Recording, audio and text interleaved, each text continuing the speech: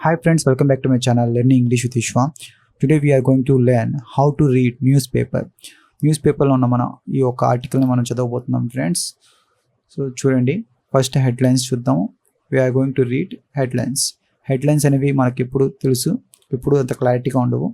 చూద్దాం, చూడండి. Danger from stray dogs in most areas. Danger అంటే ప్రమాదం ఉంది.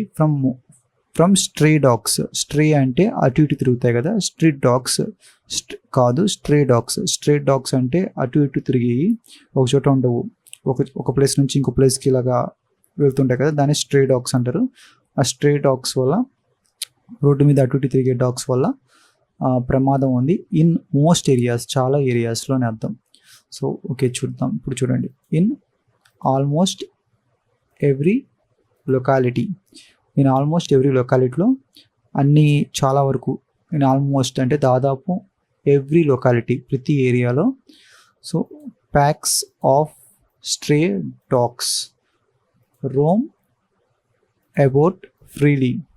సో ప్యాక్స్ ఆఫ్ అంటే ప్యాక్స్ ఆఫ్ బుక్స్ అంటాం కదా, అంటే కొన్ని ప్యాక్స్ ఆఫ్ అంటే bunch of books, packs of books అంటాం కదా, అలాగే ప్యాక్స్ ఆఫ్ డాగ్స్ అంటే packs of dogs, stray dogs Rome about. Rome about అనేది ఇది ఒక ఫ్రేజల్ వర్బ్ ఫ్రెండ్స్. ఇది మొత్తం కలిపి ఒకటి. రోమ్ అబౌట్ అంటే రోమింగ్ అంటాం కదా, రోమ్ అంటే అటు ఇటు తిరగడం, ఖాళీగా తిరగడం, ఏ పని పడ లేకుండా అని చెప్తుంటాం కదా. So we're roaming on the road అంటాం కదా. సో రోమ్ అబౌట్ అనేది అటు ఇటు తిరుగుతూ ఉండేవి. ఇది ఏమైంది, స్ట్రే డాగ్స్ రోమ్ అబౌట్, ఇది ఒక వర్బ్ అయిపోయింది, ఫ్రేజల్ వర్బ్ అయింది. దానికి పక్కన ఏంటంటే ఫ్రీలీ యాడ్వర్బ్ ఇచ్చారు. ఫ్రీలీ, రోమ్ అబౌట్ ఫ్రీలీ, స్వేచ్ఛగా అటు ఇటు తిరిగే stray dogs. Packs of stray dogs Rome about freely, స్వేచ్ఛగా అటు ఇటు తిరిగే స్ట్రే డాగ్స్ అని అర్థం. అండ్ సమ్ ఆఫ్ దెమ్, వాటిలో కొన్ని, అటాక్ చిల్డ్రన్. చిల్డ్రన్ అంటే పిల్లల మీద అటాక్ చేసినాయి. And senior citizens. Senior citizens అంటే పెద్దవాళ్ళు ఉంటారు కదా, వాళ్ళ మీద అటాక్ చేస్తున్నాయి. సో ఫ్రీగా తిరుగుతున్నాయి. తర్వాత some of them attack children and senior citizens మీద అటాక్ చేస్తున్నాయి. చూడండి, school going children. School going children అంటే స్కూల్కి వెళ్ళే పిల్లలు ఉంటారు కదా, చిన్నపిల్లలు, వాళ్ళు. And morning walkers are the main victims. So స్కూల్కి వెళ్ళే పిల్లలు, తర్వాత మార్నింగ్ వాకర్స్, జాగింగ్ కోసం వెళ్తుంటాం కదా, ఆ వెళ్ళే వాళ్ళే వీళ్ళ మెయిన్ విక్టిమ్స్. ఎవరి main victims?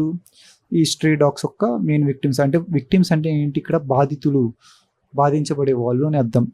So victims, who are the victims? So morning walkers and childrens are the main victims. తర్వాత no action is being taken by the authorities. ఇక్కడ ఒక చూద్దాం. నో యాక్షన్ అంటే ఏ యాక్షన్ అనేది ఈజ్ బీయింగ్ టేకెన్, తీసుకోబడడం లేదు. Present continuous అని యూజ్ చేశారు. So action is, they are not taking action అని చెప్తాం కదా. సో వాళ్ళు తీసుకోవడం లేదు అన్నప్పుడు యాక్టివ్ వాయిస్ చెప్పేస్తాం, they are not taking action. ఇప్పుడు చూద్దాం, చూడండి. యాక్టివ్ వాయిస్కి ప్యాసివ్ వాయిస్కి మీకు తెలిసే ఉండొచ్చు కొంతమందికి, మళ్ళీ తెలియని వాళ్ళ కోసం ఇది యాక్టివ్ వాయిస్. ఇప్పుడు మనం సబ్జెక్ట్ వాడామనుకోండి, they are not taking action, వాళ్ళు యాక్షన్ తీసుకోవడం లేదని రాసేస్తాం. లేదు ప్యాసివ్ వాయిస్ వాడాలంటే, the action is not, they are not. ఇక్కడ మనం రాసాముగా, ఇక్కడ ద యాక్షన్ ఈజ్ నాట్, తర్వాత ఏమొస్తుంది, బీయింగ్ వస్తుంది, తర్వాత ఏమొస్తుంది, V3 వస్తుంది. ఏంటి V3? టేక్ ఏమైంది, టేకన్ అయిపోద్ది. అదే కదా, టేకెన్ బై రాసినా రాయకపోయినా మీకు చెప్పాలనుకుంటే బై దెమ్ అని చెప్పేస్తాం. వాళ్ళ ద్వారా తీసుకోబడడం లేదు అంటే ఆ యాక్షన్ అనేది వీళ్ళ ద్వారా తీసుకోబడడం లేదు. యాక్టివ్ వాయిస్, ప్యాసివ్ వాయిస్ గుర్తుపెట్టుకోండి ఫ్రెండ్స్. ప్రెజెంట్ కంటిన్యూస్లో ఏమొస్తుంది, సబ్జెక్ట్ వస్తుంది, తర్వాత ఏమొస్తుంది, హెల్పింగ్ వర్బ్ వస్తుంది, తర్వాత ఏమొస్తుంది అంటే బీయింగ్ వస్తుంది. కంటిన్యూస్ ఉంటుంది కదా, కంటిన్యూటీ. అది ప్రెజెంట్ కంటిన్యూస్ టెన్స్ అయినా, పాస్ట్ కంటిన్యూస్ టెన్స్ అయినా, కంటిన్యూటీ ఉన్నప్పుడు బీయింగ్ అనేది వస్తుంది ప్యాసివ్లో. తర్వాత ఏమొస్తుంది, V3 వస్తుంది. వచ్చిందా? ఓకే, ఇక్కడ మనం నాట్ అనేది పెట్టలేదంటే ఇక్కడ చూడండి, నో యాక్షన్, నో నెగిటివ్ ముందు చెప్పేశారు. నో యాక్షన్, ద యాక్షన్ అని చెప్పలా, no action. So no action is being taken by the authorities, ఏ యాక్షన్ తీసుకోబడడం లేదు అని చెప్పారు. టు ట్యాకిల్ దిస్ ప్రాబ్లం, చూడండి టు ట్యాకిల్ దిస్ ప్రాబ్లం, ఇదేంటి టు ట్యాకిల్ అనేది ఇన్ఫినిటివ్. ఇన్ఫినిటివ్ ఎందుకు యూజ్ చేస్తారు, ఇన్ఫినిటివ్ ఎందుకు యూజ్ చేస్తారంటే టు ప్లస్ ఇన్ఫినిటివ్. అసలు ఇన్ఫినిటివ్, టూ ప్లస్ ఇన్ఫినిటివ్ అంటే ఏం లేదు ఫ్రెండ్స్, టూ ప్లస్ వర్బ్ యొక్క base form. Verb base form అంటే ఏంటి, వర్బ్ బేస్ ఫామ్ అంటే ఏంటి, ఇప్పుడు బి ఉంది, ఏముంది, is, am, are, was, for, being, been వస్తున్నాయా? ఈ అన్నీ ఏమవుతున్నాయి ఇప్పుడు మీరు ఏం చెప్తారు, V1 V2 V3 అని చెప్తారా? V1 V2 V3 V4 V5 V6 కూడా చెప్తారు, V7 కూడా చెప్తారు. అలా ఏమి ఉండదు ఫ్రెండ్స్. ఫస్ట్ ఏముంటుంది అంటే ఒక బి ఫామ్ ఉంటుంది. ఇప్పుడు ఇది బి ఫామ్ అంటే ఇది బి ఫామ్. ఇప్పుడు గో ఏమైంది, గో అనేది బి ఒక ఫామ్, ఒక వర్బ్, దాని యొక్క బేస్ ఫామ్ ఏంటి, గో అనే ఉంటుంది. తర్వాత V1 ఏమొచ్చింది, గో వచ్చింది. తర్వాత V2 ఏమొచ్చింది, వెంట్ వచ్చింది, వెంట్ వచ్చింది. తర్వాత ఏమొచ్చింది, గాన్ వచ్చింది. వస్తుందా? దీన్ని ఏమంటారు? తర్వాత V4 ఏమొస్తుంది, గోయింగ్ వస్తుంది. ఇక్కడ వరకే ఉంటుంది, ఇక్కడ వరకే ఉంటుంది ఫ్రెండ్స్. చూడండి V4 వరకే ఉంటుంది, V5 V6 V7లో ఏమి ఉండవు. ఇది బేస్ ఫామ్, గో అనేది ఒక బేస్ ఫామ్, దీన్నే బేస్ ఫామ్ అంటారు. ఎప్పుడు గో అనేది బేస్ ఫామ్. V1 ఇప్పుడు చూసారా, V1 V2 V3 V4 వచ్చిందా, గో అని చూసారా, ఈ గోని ఏమంటారు, వర్బ్ యొక్క బేస్ ఫామ్, బేస్ ఫామ్ అంటారు. దీన్నే ఇన్ఫినిటివ్ అంటారు. వర్బ్ యొక్క బేస్ ఫామ్ ఏమంటారు, ఇన్ఫినిటివ్ అంటారు. ఇన్ఫినిటివ్ అంటారు. దీనిలో నుంచి ఏమొస్తుంది, V1 ఏమొస్తుంది, V1 ఏమంటారు, V1 ఏమంటారు, V1 ఏమంటారంటే సింపుల్ ప్రెజెంట్ అంటారు, సింపుల్ ప్రెజెంట్ అంటారు. తర్వాత V2 వస్తుందా, V2 ఏమంటారు, V2 ఏమంటారు, సింపుల్ పాస్ట్ అంటారు. తర్వాత ఏమంటారు, V3 వస్తుంది, V3 ఏమంటారు, V3 ఏమంటారు అంటే పాస్ట్ పార్టిసిపుల్ అంటారు, పాస్ట్ పార్టిసిపుల్ అంటారు. తర్వాత V4 ఏమంటారు, ప్రెజెంట్, V4 ఏమంటారు, ప్రెజెంట్ పార్టిసిపుల్.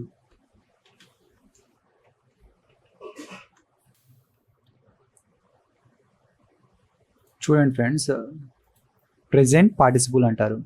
చూసారా, go, vent, going, sorry gone, going. దీనికన్నా ఉండవు ఫ్రెండ్స్, V5 V6 ఏమి ఉండవు. ఇంకా వీళ్ళు V5 V6 V7 కూడా చెప్తున్నారు. సో సింపుల్ ప్రెజెంట్, సో అదంతా ఏం కాదు ఫ్రెండ్స్. V1 ఇప్పుడు వాళ్ళు చెప్తున్నారు అంటే అది వాళ్ళ ఇష్టం, వాళ్ళు నేర్చుకున్న పద్ధతి అది అయి ఉంటుంది. అదైతే అలా గ్రామర్లో ఇంగ్లీష్ గ్రామర్ అనే రూల్ అనేది అది కాదు. V1 V2 V3 V4 అంతవరకే ఉంటుంది, అంతకన్నా ఎక్కువ ఉండదు. V5 V6లో ఉండవు. తర్వాత ఏం చెప్తున్నారు వీళ్ళు, ఇప్పుడు నేను స్టేట్ ఆఫ్ బీయింగ్ అనేది చెప్పాను మీకు classes. State of being, state of being, state of being అంటే ఏంటిది, మన పరిస్థితిని, మన స్థితిని తెలియజేస్తుంది. మన స్థితిని తెలియజేసేది స్టేట్ ఆఫ్ బీయింగ్ అంటారు. వీళ్ళు స్టేట్ ఆఫ్ బీయింగ్ని బీ ఫార్మ్స్ అంటారు. సో బీ ఫార్మ్స్ అంటారు. నేను కూడా క్యాప్షన్ బీ ఫార్మ్స్ అనేది పెట్టాను. ఎందుకు పెట్టాను అంటే ఇప్పుడు చూడండి, state of being, state of being మన స్థితిని తెలియజేస్తుంది. So okay, she is a girl, she is a girl. ఇక్కడ ఏముంది, షీ అనేది ఏమిటి, సబ్జెక్ట్. తర్వాత ఏముంది, ఈజ్. ఈ ఈజ్ ఏంటిది, ఈజ్ ఏంటిది, ఇక్కడ చూసారా, బీ ఫార్మ్స్. ఈ మొత్తాన్ని ఏమంటారు, బీ ఫార్మ్స్ అంటారు. ఇది బీ, ఈ బేస్ ఫామ్, దీని ఫార్మ్స్ ఏంటి, ఇవన్నీ బీ ఫామ్, అంతే కదా. ఈజ్ ఉంది, దీన్ని ఏమంటారు అంటే ఇప్పుడు ఇక్కడ దీన్ని బీ ఫామ్ అంటారు. తర్వాత ఏముంది, ఒక నౌన్ ఉంది, గర్ల్ అనేది ఒక నౌన్. ఇది friends subject be form plus noun. ఈ మొత్తం కలిపితే ఏమవుతుంది అంటే దీన్ని స్టేట్ ఆఫ్ బీయింగ్ అంటారు. State of being. Be form అంటారు. మీరు చెప్పే she's a girl, be form అంటారు. He is a manager, be form అంటారు. సో షీఈ్ దేర్, ఆమె ఎక్కడ ఉంది, బీ ఫామ్. అది కాదు ఫ్రెండ్స్. ప్లేస్, ఆక్యుపేషన్ అంటున్నారు, అవన్నీ ఏమి కాదు ఫ్రెండ్స్. బీ ఫామ్ అంటే నీ స్థితిని తెలియజేస్తుంది. ఇప్పుడు చూడండి, so he was sad. He ఏంటి, సబ్జెక్ట్. తర్వాత ఏమొచ్చింది, వజ్ ఏంటిది, ఇది బీ ఫామ్. చూడండి, ఇది బీ ఫామ్. వజ్ ఉందా, పాస్ట్ టెన్స్ యొక్క బీ ఫామ్. ఇప్పుడు ఇక్కడ బీ ఫామ్ అంటాం మనం. దీన్ని బీ ఫామ్ అంటారు. బీ ఫామ్ తర్వాత ఏమొస్తుంది, యాడ్జెక్టివ్ వచ్చిందా, సబ్జెక్ట్ బీ ఫామ్ యాడ్జెక్టివ్. ఈ మొత్తం ఏమవుతుంది ఇప్పుడు, స్టేట్ ఆఫ్ బీయింగ్. సో మీరు అడగచ్చు, you might ask me, so మీరు కూడా యూజ్ చేశారు కదా టైటిల్లో, మీ టైటిల్లో డిస్క్రిప్షన్స్లో స్టేట్ ఆఫ్ బీయింగ్ అన్నారు ఆర్ బీ ఫామ్ అన్నారు కదా అని. State of being be form అంటే మన తెలుగులో చాలా వరకు నేను వీడియో చేసిన తర్వాత ఒకసారి సెర్చ్ చేశాను ఫ్రెండ్స్, స్టేట్ ఆఫ్ బీయింగ్ మీద ఏమైనా వీడియోస్ ఉన్నాయా అని. నాకు స్టేట్ ఆఫ్ బీయింగ్ మీద వీడియోస్ ఏమి ఒక్కటే కనబడింది ఫ్రెండ్స్. ఒక్కసారి చెప్పారు, ఆ సార్ చెప్పిన వీడియోకి కూడా వ్యూస్ లేవు. ఎందుకు వ్యూస్ లేవని చూస్తుంటే తర్వాత నాకు కనబడింది ఏంటి అంటే బీ ఫామ్స్ అని మాత్రమే నాకు కనబడింది. బీ ఫామ్స్కి మాత్రం సో తెలుగులో చాలా వీడియోస్ ఉన్నాయి. ఆ be forms state of being అని చెప్పి బీ ఫామ్స్ చెప్తున్నారు, బీ ఫామ్స్ అని, దానికి వ్యూస్ ఉన్నాయి. ఏదైతే ఏ సార్ అయితే చెప్పారో స్టేట్ ఆఫ్ బీయింగ్ అనేది, దానికైతే ఆయన ఎక్సలెంట్గా చెప్పారు. స్టేట్ ఆఫ్ బీయింగ్ గురించి ఆయన ఎక్సలెంట్గా చెప్పారు. దాని గురించి చెప్పిన ఆయన వీడియోకి మాత్రం వ్యూస్ లేవు. బీ ఫామ్స్ అయితే ఎవరైతే చెప్పారో, బీ ఫామ్స్ చెప్పి స్టేట్ ఆఫ్ బీయింగ్ అని చెప్పారో వాళ్ళ వ్యూస్కి అయితే చాలా ల్యాక్స్లో వ్యూస్ ఉన్నాయి. నేను అబ్జర్వ్ చేశాను. అప్పుడు ఏంటంటే ఇన్కల్కేట్ అయిపోయింది మీకు మీ మైండ్లో. ఎవరైతే తెలుగు మీడియం నుంచి, ఎవరైతే తెలుగు ద్వారా ఇంగ్లీష్ అనేది నేర్చుకుంటున్నారో మన తెలుగు వాళ్ళకి బీ ఫామ్స్ అనేది అందరికీ కాదు, నేను తెలియని వాళ్ళ గురించి చెప్తున్నాను. చాలా మందికి తెలుసు స్టేట్ ఆఫ్ బీయింగ్ అనే చెప్తారు వాళ్ళు, బీ ఫామ్స్ అని చెప్పరు. ఎవరైతే తెలియని వాళ్ళే వాళ్ళు బీ ఫామ్స్ అని, వాళ్ళకి ఇంకల్కేట్ అయిపోయింది మైండ్లో. బీ ఫామ్స్ అంటే okay, state of being be forms అని. బీ ఫామ్స్ అంటే ఏంటి, బీ ఫామ్స్ ఇక్కడ ఉంది చూడండి. బీ ఫామ్స్ అంటే ఏంటి, ఇది అర్థమవుతుందా ఫ్రెండ్స్? దీన్ని బీ ఫామ్స్ అంటారు. ఇంకొంతమంది ఉన్నారు అసలు స్టేట్ ఆఫ్ పొజిషన్ ఏమంటున్నారంటే హ్యావ్ ఫామ్స్ అంటున్నారు. స్టేట్ ఆఫ్ పొజిషన్ వస్తుంది స్టేట్ ఆఫ్ బీయింగ్ తర్వాత. ఏదైతే నువ్వు కలిగి ఉన్నావో దాన్ని ఏదైతే నువ్వు పొంది ఉన్నావో దాన్ని ఏమంటారు, స్టేట్ ఆఫ్ ఇంకా నేను తప్పు వేసాను, పొజిషన్. స్టేట్ ఆఫ్ పొజిషన్ అంటారు. దీన్ని ఏమంటారు, హ్యావ్. ఇప్పుడు ఈ హ్యావ్ ఉందనుకోండి, దీని ఫామ్స్ ఏంటి చూడండి. హ్యావ్ ఉండిద్ది, హ్యాజ్ ఉండిద్ది, తర్వాత హ్యావ్ ఉండిద్ది, ప్రెజెంట్ టెన్స్లో ఉండిద్ది, సింపుల్ ప్రెజెంట్లో ఉండిద్ది, తర్వాత ఏముండిద్ది, హ్యాడ్ కూడా వస్తుంది పాస్ట్లో. సో దీన్ని వీళ్ళు ఏమంటున్నారంటే స్టేట్ ఆఫ్ పొజిషన్లో హ్యావ్ ఫామ్స్ అంటున్నారు.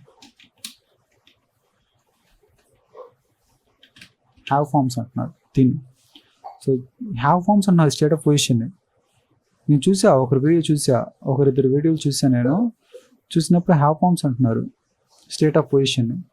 ప్రపంచంలో నాకు తెలిసినంత వరకు ఎవరు స్టేట్ ఆఫ్ పొజిషన్ని హ్యావ్ ఫామ్స్ అని చెప్పరు ఫ్రెండ్స్. నాకు తెలిసి మన తెలుగు వాళ్ళే కొంతమందే చెప్తుంటారు అనుకుంటే హ్యావ్ ఫామ్స్ అని. హ్యావ్ ఫామ్స్ అనరు. ఒకవేళ హ్యావ్ ఫామ్స్ అంటే నువ్వేంటి, హ్యావ్ ఫామ్స్ హ్యాజ్ వచ్చింది, హ్యావ్ వచ్చింది, హ్యాడ్ వచ్చింది. ప్రెజెంట్ టెన్స్ గురించి పాస్ట్ టెన్స్ గురించి మాట్లాడుతున్నప్పుడు స్టేట్ ఆఫ్ పొజిషన్. ఇప్పుడు నువ్వు సరిగ్గా మీరు చెప్తున్నారు హ్యావ్ ఫామ్స్ అని, మీరు ఏమంటారు, కలిగి ఉండాలండి, ఐ హ్యావ్ ఏ కార్ అని చెప్పేస్తారు. 2 సంవత్సరాల నుంచి కారు కలిగి ఉన్నానంటే, 2 సంవత్సరాల నుంచి నాకు కారు ఉంది అంటే ఏం చెప్తారు,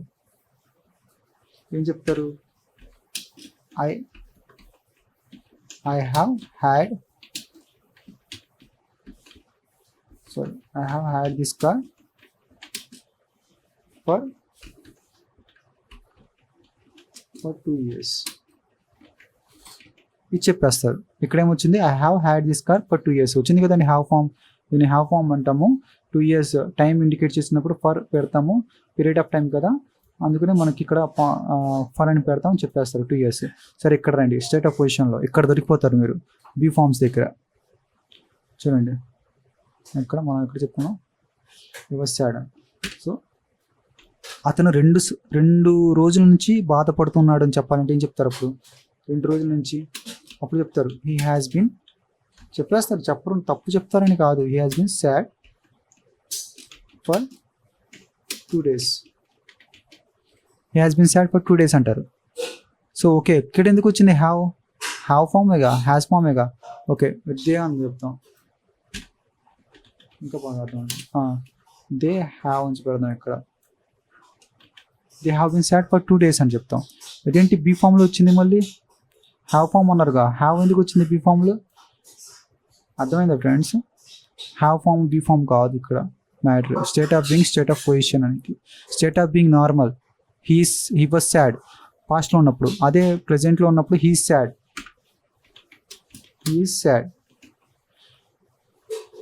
అదే టైము, మనం టైం మెన్షన్ చేస్తాం. 2 రోజులుగా అతను బాధపడుతున్నాడు, లేదు పొద్దున్న నుంచి మార్నింగ్ నుంచి బాధపడుతున్నాడు, హీఈస్, అప్పుడేం చెప్తాము?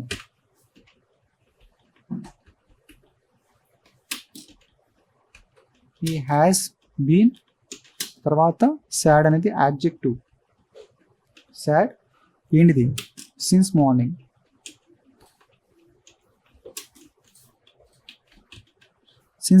He has been sad since morning, పొద్దున్న నుంచి బాధపడుతున్నాడు. అర్థమవుతుందా ఫ్రెండ్స్? బీన్ ఏంటిది? బీ ఫార్మ్స్ వచ్చిందా ఇక్కడ? బీ ఫార్మ్స్లో ఉందా? దీన్ని ఏమంటారంటే బీ ఫామ్ అంటారు. బీ ఫామ్ తర్వాత యాడ్జెక్టివ్ వచ్చిందా? దాని ముందు ఏంటిది? సబ్జెక్ట్ ఉండిద్దా? ఇదేంటిది? హెల్పింగ్ వర్బ్ హ్యాజ్ వచ్చిందా? అర్థమైందా ఫ్రెండ్స్? ఇప్పుడు ఏంటి ఇక్కడ కూడా అంతే, పొజిషన్లో కూడా అంతే. I have had this car for 2 years time ఇండి చేసిన. అదే నార్మల్ స్టేట్ ఆఫ్ పొజిషన్ అంటే ఐ హ్యావ్ ఏ కార్ అని చెప్తాం. ఇలా నేర్చుకోవాలి ఫ్రెండ్స్ మనం, హ్యావ్ ఫామ్లో బీ ఫామ్లో కాదు. State of being, state of position అనేది అసలు పూర్తిగా మన క్లాస్ అనేది వేరే చోటికి వెళ్ళిపోయింది ఫ్రెండ్స్, వేరే టాపిక్ మీద వెళ్ళిపోయింది. అసలు మనం న్యూస్ పేపర్ రీడింగ్ చేస్తున్నాము. సో మళ్ళీ అక్కడికి వెళ్ళిపోతాం. చూడండి, టు ఇన్ఫినిటీ నుంచి వెళ్ళిపోయాం మనం అక్కడికి. చూద్దాం టు ఇన్ఫినిటీ. సరే ఇది మొత్తం చెప్పారు కదండి, ఇక్కడ టు ఇన్ఫినిటీ ఇక్కడ చెప్పారు కదా. సో టు ఇన్ఫినిటీ అంటే బేస్ ఫామ్ అని చెప్పారు. సో అసలు టు ఇన్ఫినిటీ ఎందుకు యూజ్ చేస్తారు? చూద్దాం. టు